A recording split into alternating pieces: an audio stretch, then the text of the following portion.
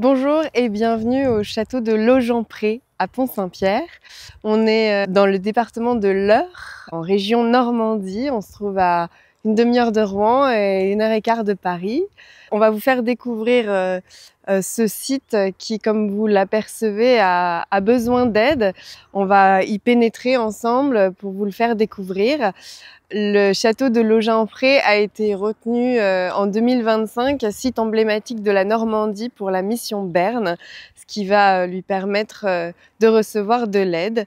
Alors, qu'est-ce qui nous a amené, Antoine et moi, à acheter ce site fin 2023? On habite la commune de Pont-Saint-Pierre. Mon mari est exploitant agricole et exploitait les terres à côté du château. Et quand le château a été mis en vente, nous avons décidé de se lancer dans cette aventure, de le sauver pour sauver ce patrimoine architectural, aussi pour sauver ce site environnemental qui nous entoure. Vous entendez peut-être les grenouilles dans les douves et ce site qui mérite vraiment qu'on s'occupe de lui. Je vous propose de me suivre, on va découvrir un petit peu plus en détail ce qui se trouve derrière nous. Avant d'entrer, quelques mots sur ce qui nous entoure. Donc, le château de Logenpré, tel que vous le voyez ici, est une construction de la fin du XVe siècle, au début de la Renaissance, 1490. Mais il y avait un château bien avant sur cet emplacement, dès 1200, du temps de Guillaume le Conquérant. C'est un château qui a été détruit et reconstruit à plusieurs reprises, puisqu'on se situe ici sur la frontière entre la Normandie ducale et l'Angleterre. Et donc, il a été aux mains des Anglais, puis repris par les Français à 2 reprises et reconstruit à chaque fois. Évidemment, on ne se donnait pas les clés à l'époque, donc on incendiait les châteaux pour les reprendre et il fallait reconstruire. C'est d'ailleurs Charles V qui avait accordé un crédit de 20 000 francs or à l'époque pour pouvoir le reconstruire, puisque les seigneurs de Pont-Saint-Pierre, les barons de Pont-Saint-Pierre ont beaucoup été proches des rois de France, les différents propriétaires. Et donc ici, c'est une construction typique de la vallée de Seine. On voit cette pierre très blanche qui est la pierre de Seine, avec ses incrustations de silex très caractéristiques. C'est une pierre qui est très très solide, qui est aussi très difficile à tailler, dont les carrières se trouvent sur les falaises de Seine, tout près d'ici. Et on a aussi un petit peu de pierre de l'Oise qui est un petit peu plus facile à tailler sur ce château. Ici, on voit vraiment une façade du XVe siècle. Le château, il a été remodelé au fil des ans et on a des parties qui sont plutôt 18e, 19e. On le découvrira tout à l'heure de l'autre côté.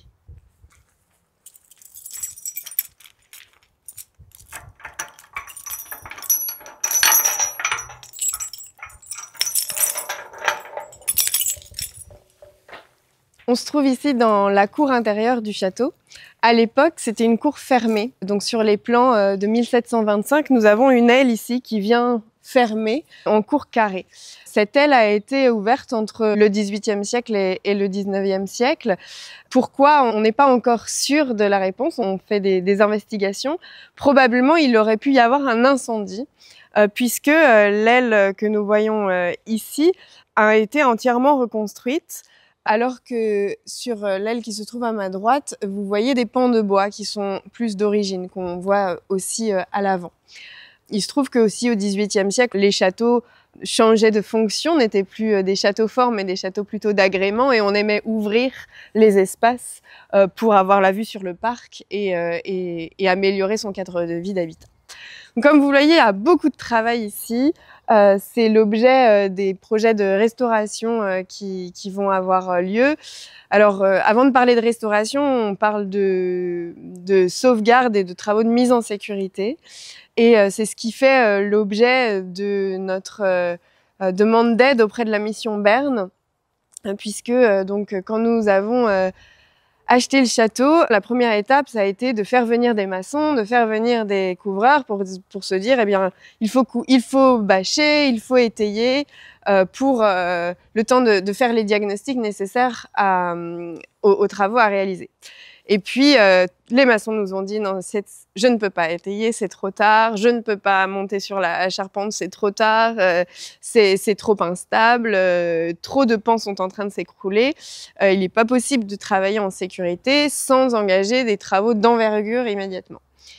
Donc du coup, nous avons monté un dossier et fait travailler une architecte du patrimoine pour diagnostiquer le château, les structures stables, les structures instables, et travailler sur ce dossier. Et donc la première étape, c'est de déposer toutes les structures qui sont en train de tomber ou vont tomber dans tous les cas. Donc beaucoup de structures en bois, de mettre en conservation toutes les pièces qui peuvent être réutilisées et de restructurer les bâtiments en posant des sablières et des étais une fois qu'on aura enlevé ce qui est instable. La deuxième étape, c'est mettre hors d'eau le clos couvert en refaisant des pans de charpente là où ils doivent être faits et en posant une couverture qu'on espère définitive en ardoise naturelle. Il faut savoir ici que le château n'est ni inscrit ni classé au titre du Code du patrimoine et que par conséquent c'était difficile au départ de se projeter sur d'éventuelles aides pour le sauver et que la mission patrimoine, la mission Berne, elle vient justement aider ces projets qui ne peuvent pas avoir d'aide de l'État du fait de l'absence d'inscription et de classement. Un petit mot sur pourquoi le château de Legempré a tapé dans l'œil de la mission Berne. Il y a trois aspects qui sont importants. D'une part, c'est l'état de péril du monument. La mission Berne, elle est là pour sauver des pierres, sauver notre patrimoine et le faire perdurer dans le temps.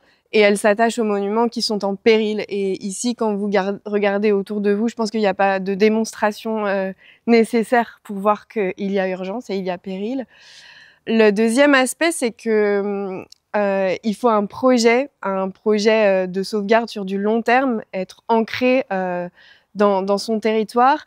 Et avec Antoine, on a le projet de réhabiliter l'ensemble des communs pour faire un lieu de vie événementiel et touristique, avec une salle de réception, des espaces de séminaires pour les entreprises et des hébergements touristiques. Et ça, c'est important parce que sans ça, on ne pourra jamais faire vivre ce site. Et le troisième aspect, c'est le collectif autour du projet. C'est-à-dire que Antoine et moi, on n'est pas seuls. On a créé une association l'année dernière, en juin 2024. On a déjà 150 adhérents, dont 80% sont des personnes du village et des villages environnants. Et on a vraiment un soutien à la fois moral et physique, musculaire, pour nous aider. Alors aujourd'hui, pas sur le château, puisque, je le disais tout à l'heure, les interventions nécessitent des entreprises très spécialisées avec des équipements très lourds, mais on organise de nombreux chantiers dans le parc, autour du verger, sur les bâtiments des communs, et ça crée une émulation qui est absolument extraordinaire et qui nous nourrit chaque jour. Je vous propose d'aller regarder un petit peu plus en détail le château, et comme ça on va comprendre de quoi on parle. Alors ici, on se trouve dans l'ancienne salle à manger, enfin devant l'ancienne salle à manger. Ce n'était pas écroulé quand on a acheté le château, ça s'est écroulé après. Ça, c'est difficile à vivre aussi, c'est que chaque jour, de nouveaux pans tombent et risquent de tomber. Et donc, on voit que les intérieurs étaient déjà vides, hein. Il faut savoir que le château, quand il a été laissé à l'abandon, avant d'être complètement laissé à l'abandon, l'ensemble des intérieurs ont été déposés et probablement vendus, à savoir les cheminées, les boiseries, etc. Donc on a une coquille magnifique, une coquille vide aujourd'hui, mais qui pourra retrouver de sa splendeur. Voilà. Donc comme vous avez vu, c'est un château qui avait une vocation défensive à l'origine, avec ses deux grosses tours à l'entrée, sa pierre de Seine très solide. On voit bien qu'à l'extérieur du château, sur toutes les façades, il n'y a pas de pan de bois, c'est vraiment de la pierre défensive. Et c'est un château qui est entouré de douves aussi, pour sa vocation défensive à l'origine. Alors ces douves, c'est magnifique, ça donne une ambiance extraordinaire au site, mais ça complexifie les interventions de travaux. Et donc c'est une des raisons pour lesquelles les travaux d'urgence sont plus compliqués à mettre en place, puisque il faut des structures très grandes avec des grues et des nacelles pour pouvoir déposer les structures en hauteur depuis l'extérieur du château.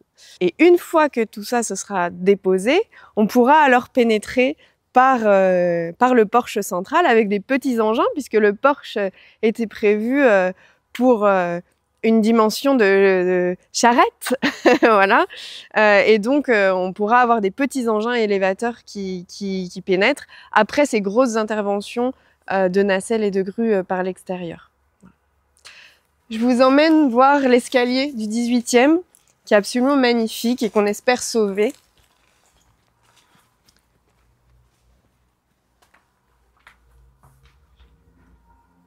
Voilà, on va l'apercevoir un petit peu par ici. Malheureusement, il est maintenant trop dangereux de monter dans les étages. Il faut savoir que fin 2023, quand on a acheté, le château était en mauvais état, mais la charpente était là. Et 3 semaines après notre achat, le premier pan de charpente s'est effondré. Je vous laisse imaginer le choc d'arriver un matin, de regarder le château et de voir un trou au milieu de la toiture. Bon, c'était pas très facile. Et à Noël, ici, ça a commencé à s'effondrer. Alors pourquoi ça s'est effondré ici? Parce que dans les années 2000, il y a eu certainement une volonté de refaire le pan de toiture. Malheureusement, les travaux ne sont pas allés au bout. Et la charpente est restée bâchée. Sauf que la bâche, après 2-3 ans de protection, n'a pu remplir son objectif et l'eau s'est infiltrée. Et c'est la raison pour laquelle aujourd'hui on voit que cette zone est particulièrement endommagée puisqu'elle a été découverte et bâchée. Alors peut-être que vous vous demandez, mais comment un château comme ça a pu se retrouver dans un tel état ?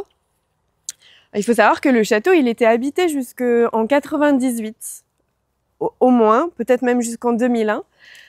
Il appartenait à une grande famille d'industriels du nord de la France qui s'en sont séparés donc en 2001 et qui l'ont vendu à une société de promotion immobilière dont le souhait était de réaliser des terrains à bâtir dans le parc du château.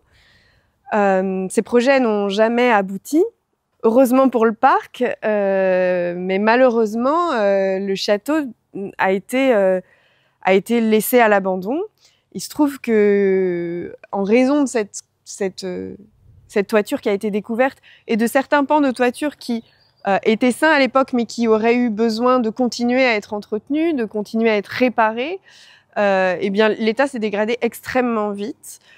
Et donc, quand un trou commence à se faire, c'est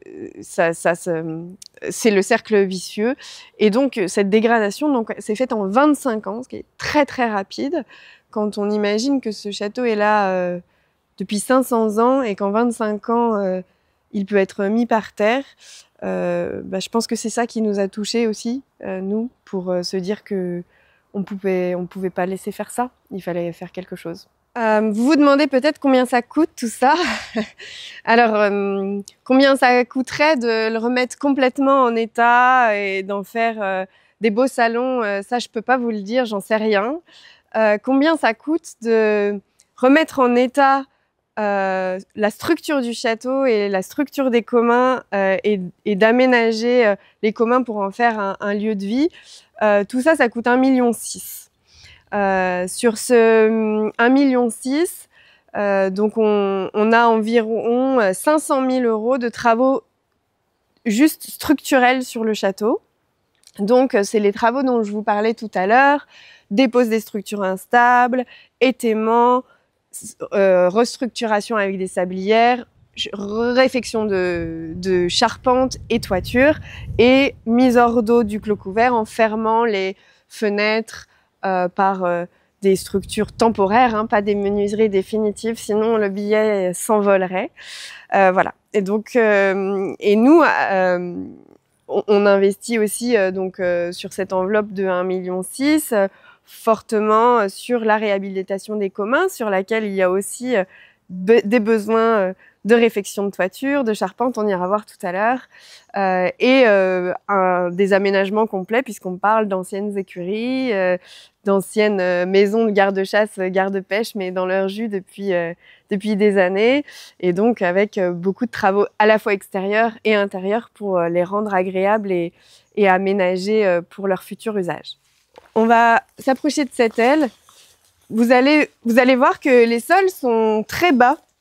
En fait, il n'y a plus de plancher. Tous les sols ont été retirés, déposés. Donc, les anciens parquets, les anciens pavés. Et donc, ça a même été décaissé sous le niveau, ce qui a augmenté la fragilisation de la structure. Alors, on sait à peu près à quoi ces salles étaient destinées. On avait les cuisines là-bas. Ici, on ne sait pas encore exactement parce qu'on a un certain nombre d'archives et puis notre association travaille à l'écriture d'un recueil sur l'histoire du site. On sait que Henri IV a dormi dans le château, parce qu'il est venu recevoir la reddition de Pont de l'Arche en 1590, et donc à cette occasion, il serait venu. Ce dont on n'est pas sûr, c'est si Gabriel d'Estrées était avec lui ou pas. On va monter à l'étage parce que dans l'ancienne chapelle restent des pavés caractéristiques du prédoge du XVe siècle. Donc ici, on se trouve au premier étage du château. Comme vous voyez, c'était un petit château, hein. C'était pas un château à vocation de grands espaces. Ici, on se trouve à l'endroit de l'ancienne chapelle. On aperçoit encore des traces de l'ancienne chapelle, et autrefois, on voit qu'il y avait une fenêtre à arc brisé qui a été remplacée par une fenêtre rectangulaire, mais qui pourrait un jour retrouver son arc brisé, on l'espère. Et au sol, on voit des carrés avec des pavés avec des très très jolis motifs. Et ça, c'est des motifs très caractéristiques du prédoge du XVe siècle. Ils sont absolument magnifiques et on fera tout pour les conserver et les restaurer. Voilà. Donc ici, on va pas s'avancer bien loin parce que malheureusement, le plancher n'est pas très stable.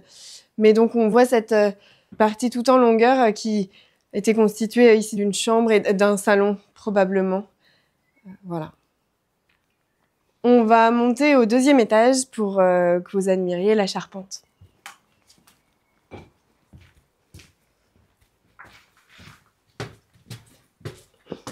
Voilà, on est tout en haut. Je marche doucement pour ne pas passer au travers du plancher. Et ici, on aperçoit l'accès à la petite échauguette, dont l'architecture aujourd'hui est plutôt 19e, mais dont les fondations en dessous sont 15e. Donc on peut imaginer qu'elles étaient là dès le début et qu'elles ont été remodelées ensuite. Voilà. Ici, vous avez une vue sur la charpente et sur malheureusement les effondrements. Ça, c'était pas effondré quand on a acheté. J'avais pu y aller, j'avais pu monter. C'est triste de voir notre impuissance en fait par rapport à ça et surtout l'urgence de démarrer ces travaux. Chaque jour compte et le château, il faut pas qu'il ait un hiver de plus à repasser sans aide. Maintenant, je vous propose de descendre et d'aller découvrir les communs. Donc là, on longe les douves du château. Il faut savoir que les douves sont poissonneuses parce que l'eau est très propre. L'eau des douves est circulante. Elles sont alimentées par le canal, un canal qui a été construit au 19e siècle lorsque, pendant toute cette période de foisonnement industriel, on construisait beaucoup de moulins à foulons sur Landelle, et donc ce canal avait été construit pour gérer l'énergie hydroélectrique et tous les vannages. Et donc le canal étant plus haut que Landelle, il se verse dans les douves qui se redéversent dans Landelle. Et Landelle étant une rivière avec une eau très bonne, c'est une rivière à truites. On se trouve ici au sein d'un parc de 23 hectares qui est constitué d'une part des 2 grandes prairies que vous avez vues de part et d'autre du château, et qui est aussi constitué du canal, d'une partie forestière, et puis de zones boisées et arborées et herbagées, et aussi des communs. C'est un parc qui est très tranquille. On y croise régulièrement des chevreuils. Il y a une petite chevrette qui vient de mettre bas, mais je pense qu'elle se cache avec son faon. On la verra pas en plein milieu de l'après-midi. On se trouve ici devant les communs du château, donc qui étaient des bâtiments directement au service de la vie du château, qui sont différents de la ferme du château qui était située un petit peu plus loin. Et donc ces bâtiments seront au cœur de la vie économique et événementielle du site. On aura donc la petite chapelle ici qui sera un lieu d'accueil du public et dans laquelle j'installerai mon bureau. Puis nous avons ici une très belle charretterie que nous allons transformer en salle de séminaire pour les entreprises, avec une belle salle de conférence en bas et des petites salles de réunion. À ma gauche, on a l'ancien pressoir avec à l'étage des zones de stockage du fourrage. Ce pressoir sera transformé en une salle de réception pour des événements privés et des événements d'entreprise. Et ensuite, dans les écuries qu'on voit à côté, elles seront transformées en gîtes, donc d'hébergement touristique. Et la maison au bout du garde-chasse, garde-pêche, qui était à l'époque une petite charretterie aussi, qui a dû être transformée certainement au 19e siècle, au début du 20e, en cette maison d'habitation. Et maintenant, je vous emmène dans l'espace loisirs détente. Donc sur les communs, on a commencé les travaux, comme vous allez le voir, sur la maison du garde-chasse et garde-pêche. Nous avons déjà refait la toiture et nous avons changé les menuiseries en respectant bien le style de ces maisons anciennes normandes qui utilisaient cette peinture sur le bois avec des composés ferrugineux qui donnent un petit peu cet aspect rouge et qui est typique de la maison traditionnelle normande, qui n'est pas noble, puisque la maison noble a retiré petit à petit ces colorants, cette coloration rouge pour se rapprocher plus du bois. Ici, on est vraiment sur de la couleur traditionnelle de l'habitat normand. Et on a gardé toutes les formes des menuiseries, les petits carreaux, pour garder un style ancien. Le souhait étant de ne pas dénaturer le site. Et là, on se trouve dans le futur espace détente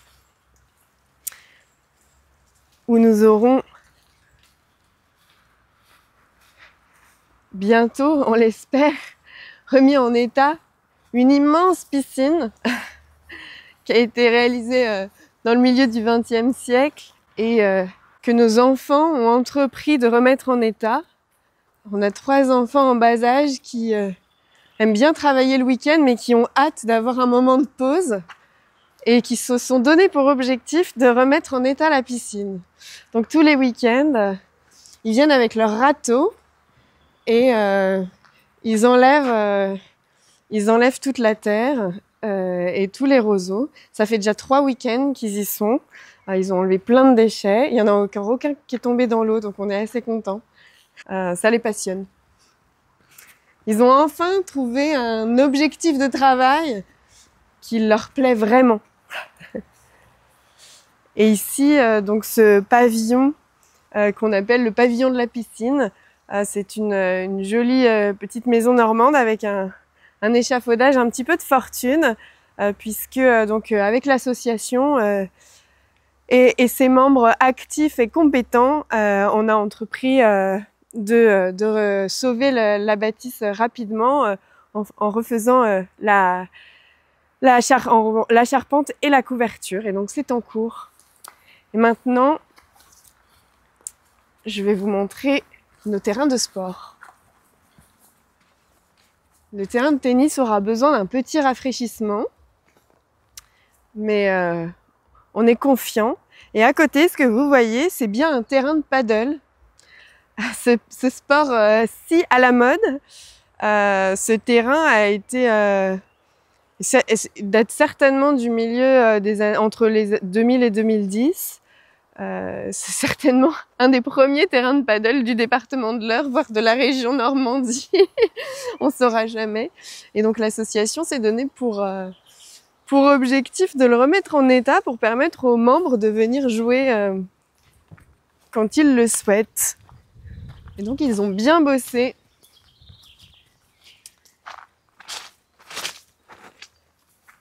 Il nous reste à découvrir le verger. Il faut vous imaginer qu'avant les chantiers organisés par l'association, le terrain de paddle était dans le même état que le terrain de tennis. Donc je vous laisse imaginer la quantité de mousse qui a été enlevée et surtout ça nous donne bon espoir de retrouver à un moment un terrain de tennis praticable. Vous voyez que on a commencé à démousser.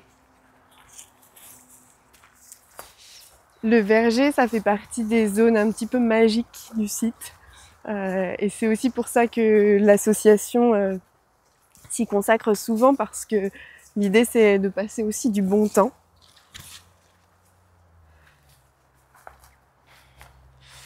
Donc ici vous voyez une belle allée de pommiers, des pommiers qui n'avaient pas été taillés pendant plusieurs années. Et donc on a organisé une journée d'apprentissage de la taille avec un intervenant de l'association pomologique de Haute-Normandie qui est venu guider nos coups de sécateur. Et l'année dernière, on a commencé à réaliser le jus de pomme du château, qui est donc la boisson officielle de tous les rassemblements au château. Voilà. Et lors des prochains chantiers, on a pour projet de dégager ces allées de petits fruits rouges pour pouvoir déguster les groseilles et les cassis. Et la section chantier bâti de l'association projette en 2026 de s'atteler au mur en bauge du verger pour le sauvegarder. Puisque en certains endroits, il s'effondre, notamment à cause des tilleuls qui sont tombés sur le mur au fil des années. On va sortir par la petite porte bleue.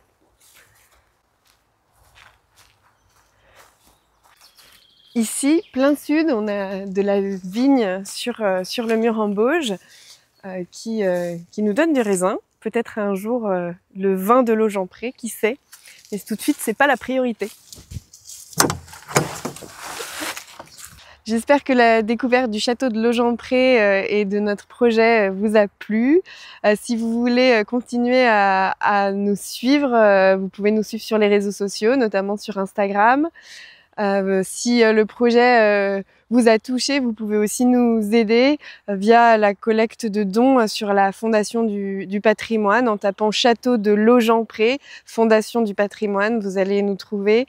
Merci par avance pour lui, parce que c'est pas pour nous que vous le faites, mais c'est pour lui. Et puis j'espère qu'on aura l'occasion de vous raconter la suite bientôt. Au revoir.